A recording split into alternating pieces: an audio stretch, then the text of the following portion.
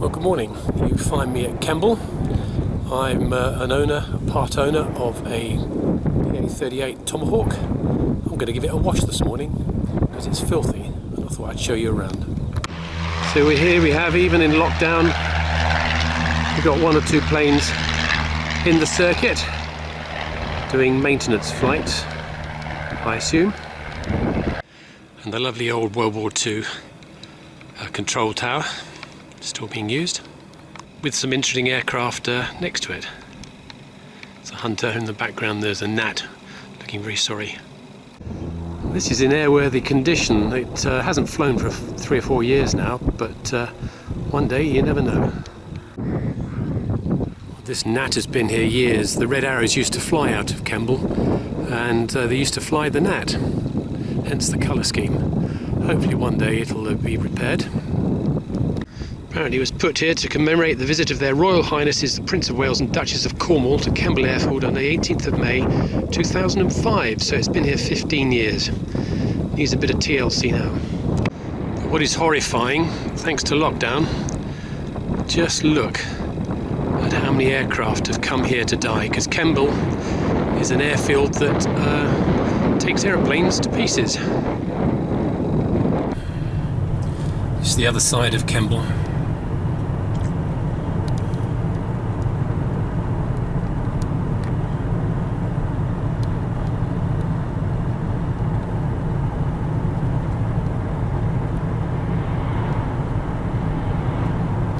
No engines on them.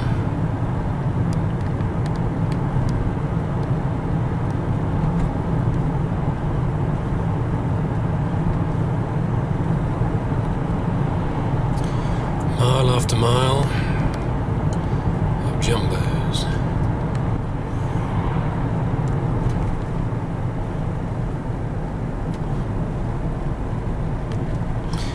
More over there, a KLM's arrived. And there is the wonderful Aviate restaurant, which has been shut for over a year and a bit now thanks to COVID. One day, hopefully it'll be open. It's delightful. Fantastic meals when it's open. Looking forward to it. In the background another jumbo, and behind it there's another jumbo which I believe is the British Airways one in the old colours, which Kemble is going to keep and restore, which is some good news that comes out of it.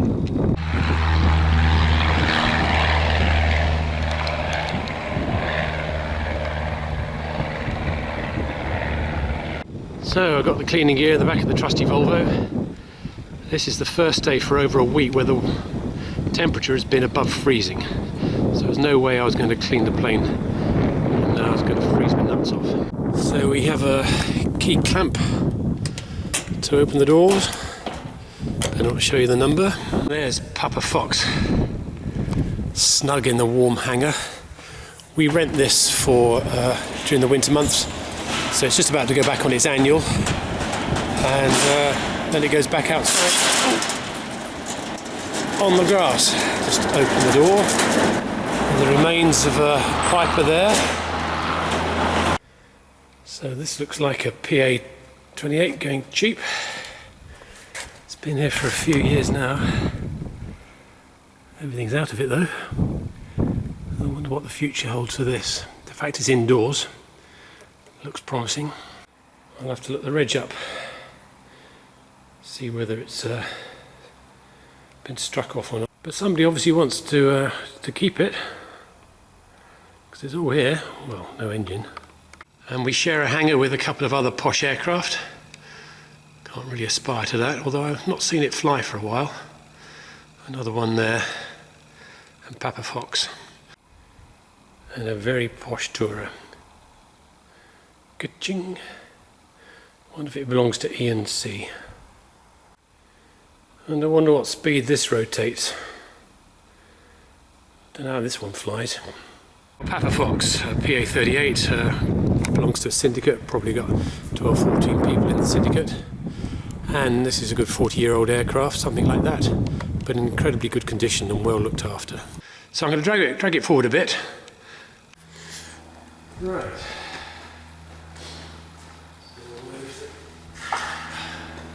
It's interesting, the floor is completely soaked. Basically, it's so cold. Now we've got condensation all over it. So, drag it forward a tad. Oh. Just checking. Tell you what I could do with the nose wheel handle.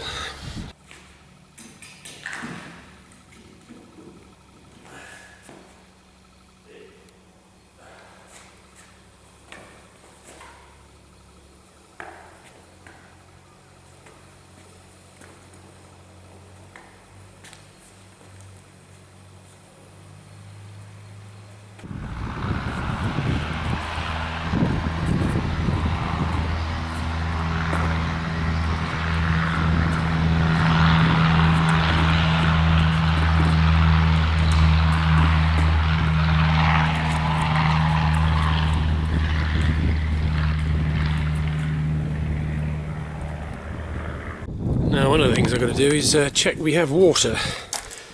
Because having been frozen for the last week, let's see. Oh, there we go, happy days. Wish it was warm though, but better than nothing.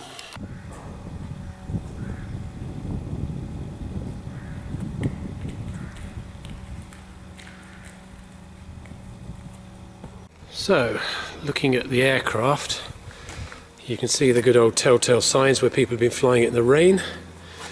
And then down here, we've been landing it on grass runways, which has caused an awful lot of rubbish underneath there, which doesn't really make for a good slippery surface. You look above where the wheel is, filthy, so it's going to take some elbow grease to get that off. Right, here goes. In fact, I've decided that given that the floor, although it's a bit dirty, I don't think they'd welcome me getting it even dirtier, so I'm going to pull out Piper Fox a bit more. Trouble is, we've got a bit of a lip here. It's a bastard to push back up it, but here, let's see how we get on.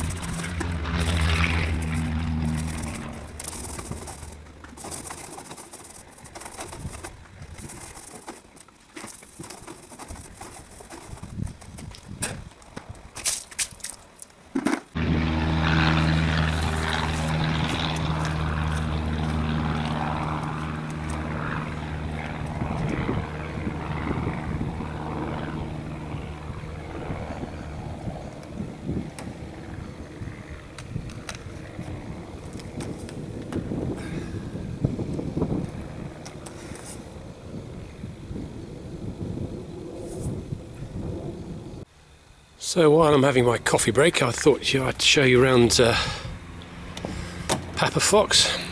About 5 years ago, we had the engine rebuilt. It's a cracking little Lycoming, very good condition. The plane itself has done circa 3,500 hours at the moment, so we're about half life. But the engine is sweet as a nut. It doesn't burn any oil at all. We had the prop reprofiled as well. A few nicks in it. Nothing much though. Keener-eyed amongst you will notice that this wing here, the paintwork is in slightly better condition than the rest of it. And that's because some numpty who'll remain nameless, i.e. me, managed to knock this piece here against a fire truck. I'll show you the picture. The fire truck shouldn't have been there, but it was no excuse because I was the pilot in charge. So we've had a new rib fitted in there. I think that was the original, maybe not. And this was all repainted thanks to our chums over at Aeros in Gloucester. So easily done.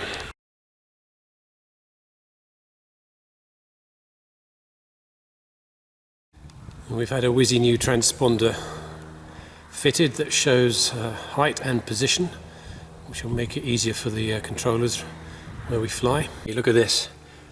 Wonderful leather seats. I love the smell of leather in the morning. And our latest acquisition, thanks to my chum who's kindly fitted it, Nigel, we've fitted a Sky Echo, which basically, I haven't used it yet, but it means now we can be warned of other aircraft that is in our vicinity. And this talks to my iPad and allegedly alerts me, so we shall see. So here's the office. All of you Piper chums are totally familiar with this. I mean, the plane itself is in incredibly good condition, but we're trying to pluck up the courage to spend a bit of dosh on replacing some of the plastic, because 40-year-old plastic is beginning to show its age. So like many of you, I'm getting completely fed up with COVID. You could argue that this isn't an essential trip. I would argue it is for a number of reasons. One is the plane is going for its annual, and so it needs to be clean for the engineers to work on it. The second reason is you can see I'm getting puffed underneath this, so it's a little bit of exercise for me. And thirdly, it's all about mindfulness, your well-being. Who could begrudge somebody coming here to this beautiful airfield and watching one or two planes going round? I will go back a happier man than I was this morning. Hello. He's cut his engine, so is he coming back down again? No, there's an engine failure on takeoff, so somebody's being put through the ringer at the moment. Anyway, back to my coffee. Here's our intrepid pilot coming back, having been taken through the ringer, no doubt. Another Piper PA28 this time. I think I've flown this one a number of times. They belong to Freedom Aviation, and they keep the planes in beautiful condition. Very nice.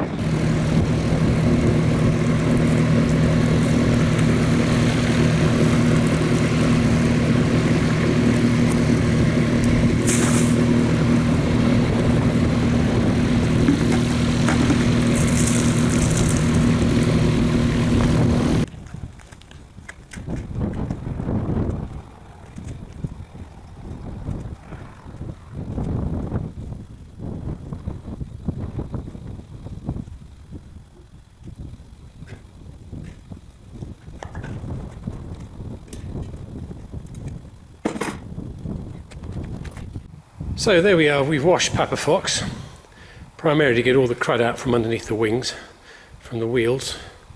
Tomorrow the weather's looking dreadful, so I might pop back up here and put a bit of polish on it, but we'll see. It depends on whether the sod it factor comes into operation.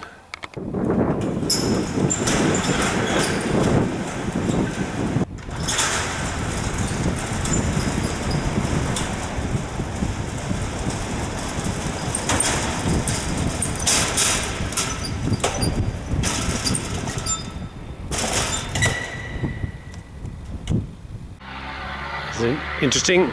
The engine's just about to go somewhere, so hopefully that's still got a life. The sorry tale. This is another Piper Tomahawk based here at Kemble, November uniform. It was subject to a prop strike, so unfortunately it's been written off. It was so sad. Apparently what happened was it was taxiing here on the grass and the oleo strut wasn't pumped up enough. It looks plenty pumped up at the moment. So the plane bounced, the propeller hit the ground, shock loaded the engine.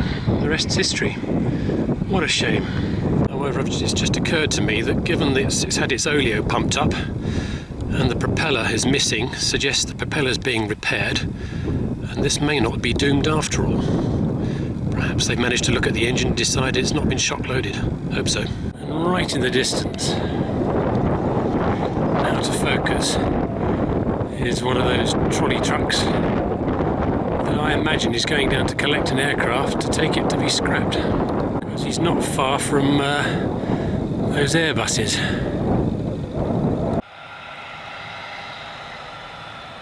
That's interesting. The engines are running. So that one hasn't died yet. I wonder what's going to happen to that. In fact, if you look more closely, the engines have disappeared, but the auxiliary engine is still running. I can smell the kerosene. But the lights are flashing. I suppose they need it for brakes and stuff, I don't know. Anyway, I think it's going to die. The elephant's graveyard.